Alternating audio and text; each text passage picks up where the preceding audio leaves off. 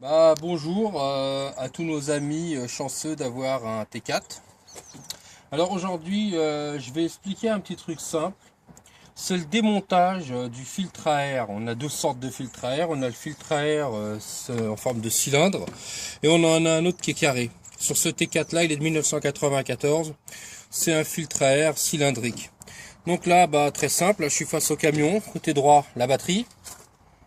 Côté gauche, la boîte à air, donc avec le filtre à air. Alors, on a ici, vous voyez, un petit dessin sur la poignée de la boîte à air, mais il n'est pas très explicite. Donc, je vais essayer d'être un peu plus clair.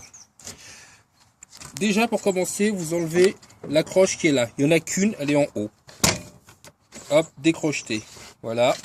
Donc, j'ai décrocheté.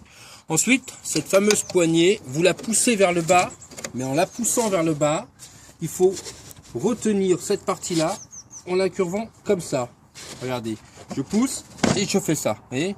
Donc, une fois que j'ai poussé, la tige horizontale qui se trouve en bas est dégagée. Ensuite, je recule ma boîte à air. Voilà, bien sûr, ça va certainement ouvrir le bocal de liquide de lave-glace, mais c'est pas grave. Je sors la boîte à air. Le filtre à air, il y en a deux. Il y a cela, ça c'est avec carcasse en ferraille, on appelle ça un filtre à air intense. C'est très bon filtre à air, vous pouvez les renettoyer. Vous voyez comment c'est fait, c'est du très bon matériel. Donc il y en a qui sont simplement sans la carcasse, il n'y a que le carton, mais là c'est pas pareil, on les change un peu plus fréquemment.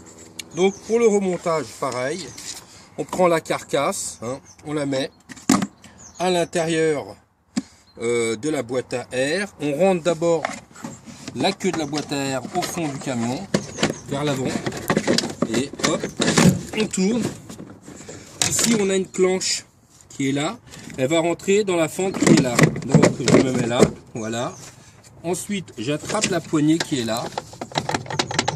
Vous voyez, je la fais bouger, on entend le bruit, et je vais la tirer de manière à ce que ça la bloque le filtre à air.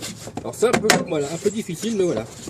Et là déjà on bouge moins, bien sûr, et on met le crocheton qui va avec, comme ça. Voilà, et ça bouge plus, c'est parfait.